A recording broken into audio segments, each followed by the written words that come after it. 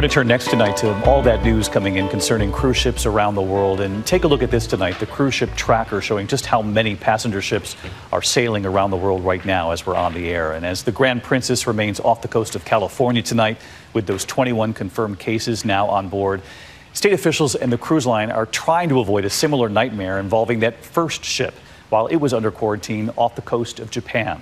So many health authorities around the world calling it essentially a petri dish for the coronavirus. So what did we learn? Here's Maggie Rulli tonight. It was supposed to be the perfect vacation. A 2-week-long cruise exploring the beauty of Southeast Asia for adventure seekers. Like John and Melanie Herring. We decided to take a 6-month venture for our first retirement trip. And Carl and Jerry Goldman. I purchased this as a Christmas gift for my wife. And for 10 glorious days, the Diamond Princess delivered. For the Herrings and the Goldmans, the cruise was idyllic. This was our first trip to Southeast Asia, so we're excited about seeing Japan. We went to Vietnam, Hong Kong, Taiwan, so that was a thrill. That is until an uninvited passenger made its way on board. COVID-19, aka the coronavirus. Ladies and gentlemen, this is your captain speaking. I'm sorry to report that we are still waiting for approval to dock, so please stay in your rooms until further notice. Meals will still be delivered, and please notify the staff if you need anything. Thank you for your cooperation, and we sincerely apologize for the continued inconvenience.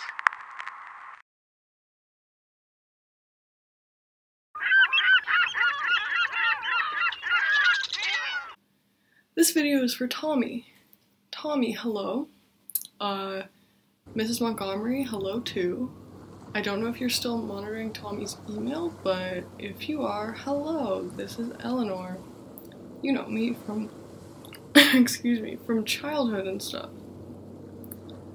So, I'm still on the cruise ship, but we're not moving anymore, and my room smells like potatoes. But that's my fault because I spilled mashed potatoes on the floor. They said they can't spare anyone to come clean it up, which is understandable, but I still wish it didn't smell like potatoes. Oh, I don't smell like potatoes, just the room does. Yeah. So, the real reason I'm sending you a video is to tell you that I will obviously not be returning from the boat in time for prom, so we cannot attend prom together. And I wanted to give you permission to ask Jessica to prom, because it seems like you really want to go with her. Mrs. Montgomery, so don't worry, your son is not a cheater. Tommy and I are not dating. There are no romantic feelings between us. Seriously, none. Yeah, so I can't go anymore, and you should still go. And I think you should go with someone you want to go with, even if that person is Jessica. Jessica's fine. Sort of. Sorry, I don't know why I said that. I'll edit that part out. Yeah, go to prom with Jessica. She's great. You two obviously have hots for each other. I see you guys together, like, all the time, especially after band. You guys seem to have really connected since you switched to bassoon. Seriously, she's super nice. We sat next to each other in chem last year, and she had a good vibe. Yeah. Oh my god, okay. Seriously, funny story, super quick. One time during a test, she totally fell asleep. It was so funny. Never seen anyone do that before. And like, during a test, at least it wasn't an AP test, am I right? She had like a little bit of drool too. So yeah, you can ask Jessica to prom if you want to, and I'll release you from our prom pact. Mrs. Montgomery, Tommy and I made a pact in 6th grade when we were both losers that we would go to prom together if we weren't in a relationship with other people. Or in a relationship with each other, which I know you've teased us about before, Mrs. Montgomery. You kind of bring it up a lot. Can you imagine? Barf. I'll edit that out. So, prom. Sorry, I feel like I'm saying prom a lot. Do you ever say a word a ton and it just doesn't feel like a word anymore? Prom. prom. Tommy, prom. Sorry, I guess the boat is getting to me. Boat brain. Anyway, I should go soon. But, real quick, if you don't go to the prom with Jessica, or if prom doesn't happen at all, we could do, like, our own prom in my dad's basement or something. Remember when we used to rollerblade down there? We could do that too, yeah. Actually, oh, he got it carpeted. You know what, I'll talk to him. There's a dance instructor on the boat leading video lessons. I've been following along and learning. Yeah, so there's that. Think about it. Yeah, no pressure. Just think about it. I think it could be a fun thing to do when I get out of my potato room and off the boat. Yeah. Let me know, buddy old pal. Okay, bye Tommy. Bye Mrs. Montgomery. Bye Tommy. Oh, I'm gonna start over. Okay, 3, 2, 1. Japan's health ministry has reported 99 new COVID-19 infections on the Diamond Princess cruise ship. That raises the onboard total to 454. Well, on land, the total number of confirmed cases have risen to 65.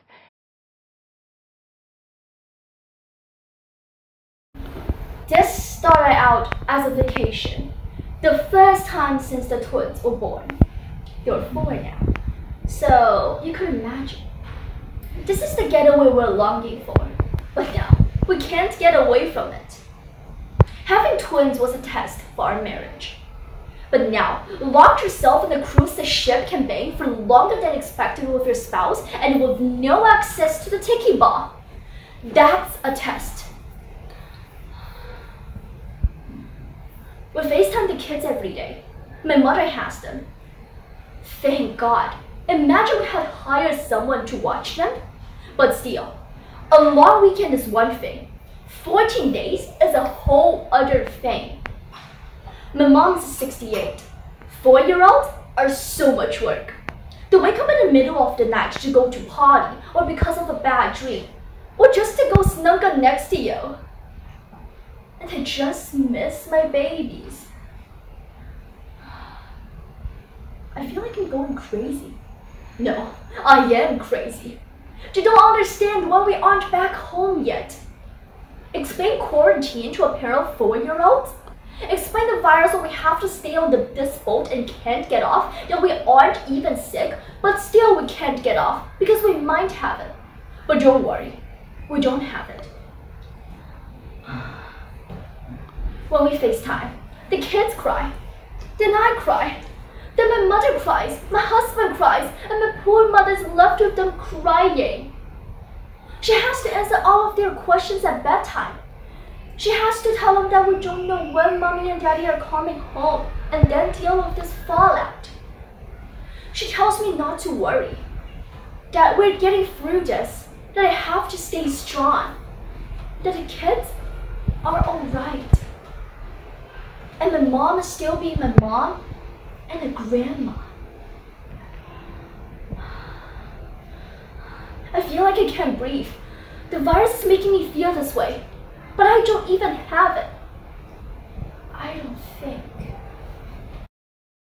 Just in case some on board are having trouble coping, the captain also announced if people are experiencing any mental distress, psychologists are available by phone. Chris Brown, CBC News in Yokohama.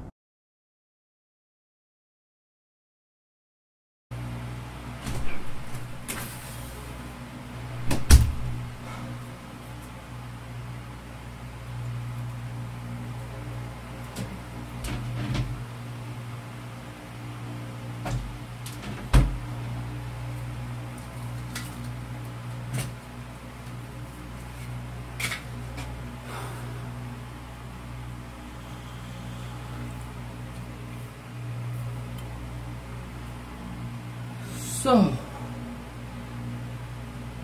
I'm a kleptomaniac. Like, for a real one? Not like, oops, I stole a pen one time from Sandy's desk. LOL, I'm such a klepto. No. I have a legit diagnosis and everything.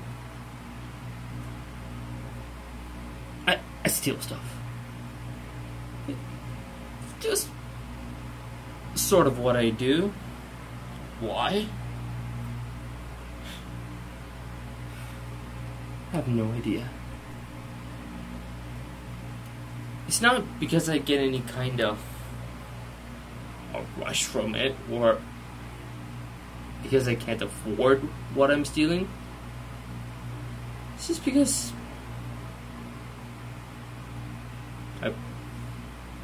I want to. No. Scratch that. Because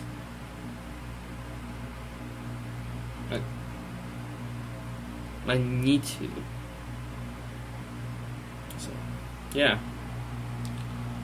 My therapist was not super excited for me to go on this cruise, but I was like, whatever. What do you know about my life, man? And he was like, literally everything. And I was like, good point. But I decided to go on this cruise anyway because I thought I could handle it. And then, the first night here, no.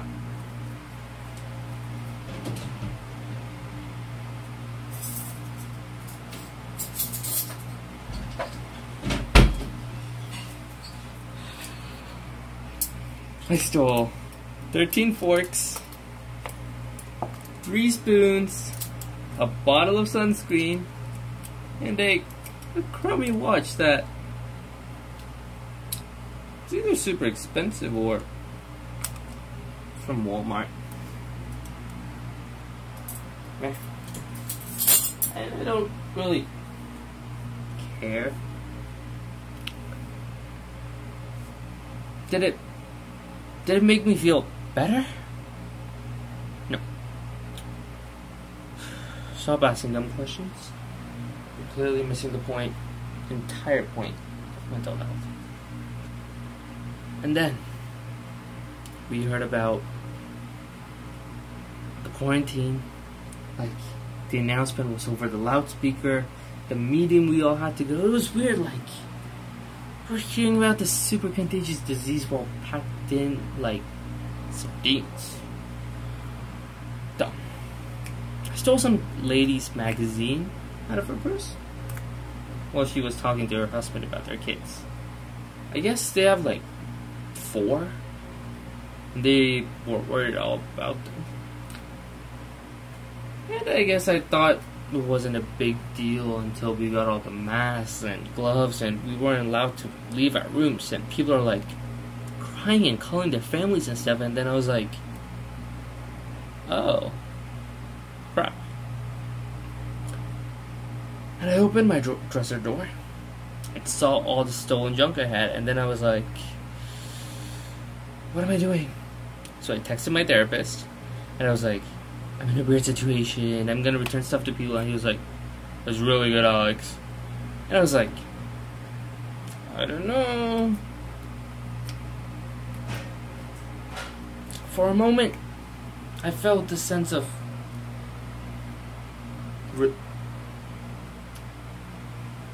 relief, I guess, because I steal stuff. It's a compulsion, and never makes me feel any better, but the prospect of returning it made me, I don't know. Happy is not the right word. Calm is better, and I never feel calm. So I returned everything, but nobody knows I did it. So I like reverse stole it. And probably nobody cares. But I do. And if I can make things a little better by returning all that random junk, then I guess I did something good. Maybe. I don't know.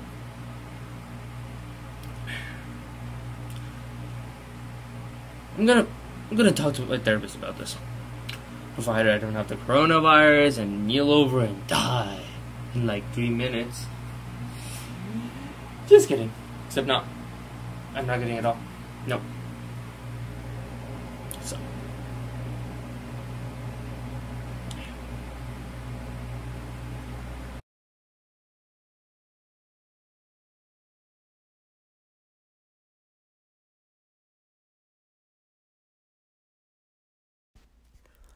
Ma'am, I don't want to have to tell you again.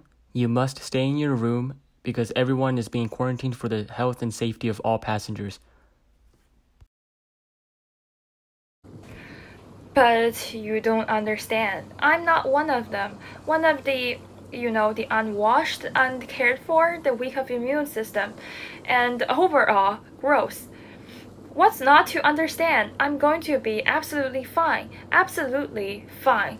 I got every vaccine on time. I go to the doctor once a year on precisely the same day for an annual checkup.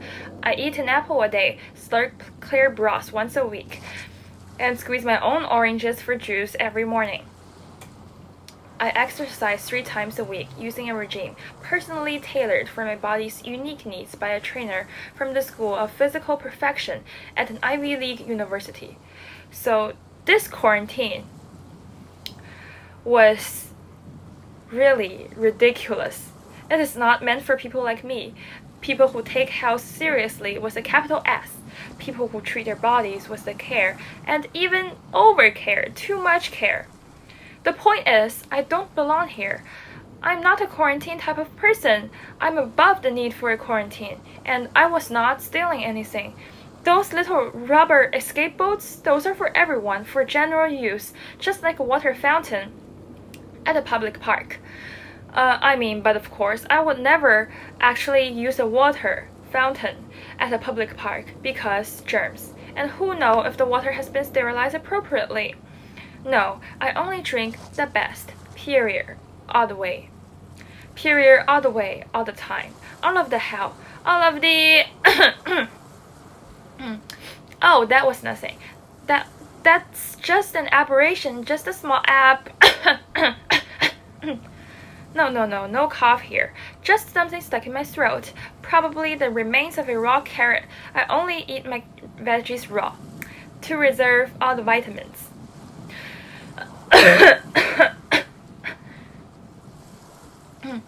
Well, as I was saying, any chance there's an extra bed in the nurse office?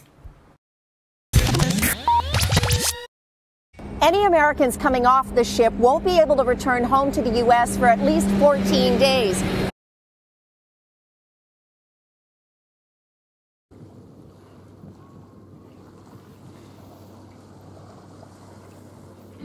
Those were fun sun vitamins.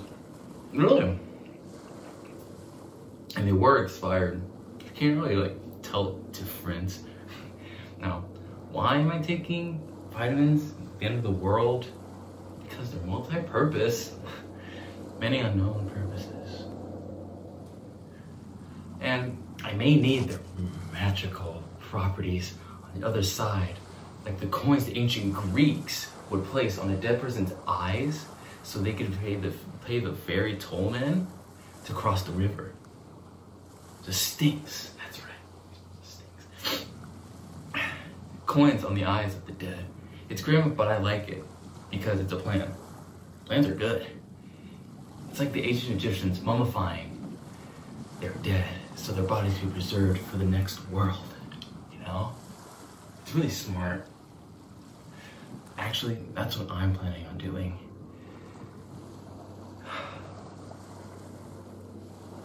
Except, instead of the cloth, I'm going to be using the rarest, most valuable commodity in our society. Toilet paper. Actually, I'm not going to use this guy, because he's so rare. He's in short supply. He's my only friend. I would never use him like that. So instead, I'm going to use my bed sheets. Consider this, my last message, my last dialogue in the world. Wait, no, that doesn't seem right. Dialogue's with 2 people, but just me. So, I don't know what you would call it. A monologue? No, that doesn't seem right. Someone is receiving this, right? There's someone out there, right? I know you can't respond, but I know you're there, so that's comforting on some level. Yeah, totally comforting. At the very least, someone will find this recording and know I existed. A digital time capsule, if you will, but it's not to say, I already texted every single person in my contacts. I sent them a very simple message. Thank you. Nothing specific, just thank you. Took me 78 minutes. Most people were concerned, but a lot of people got it. They responded back, love you too. Thanking people is important, and maybe the most important thing we can do. Maybe the only gift we can leave behind. A simple gesture of kindness and gratitude. So to anyone out there, and anyone who finds this, thank you. And if you need to wipe, feel free to unwrap me. Now it's time to disappear completely. Time to say goodbye. See you on the other side of the river. I am gone.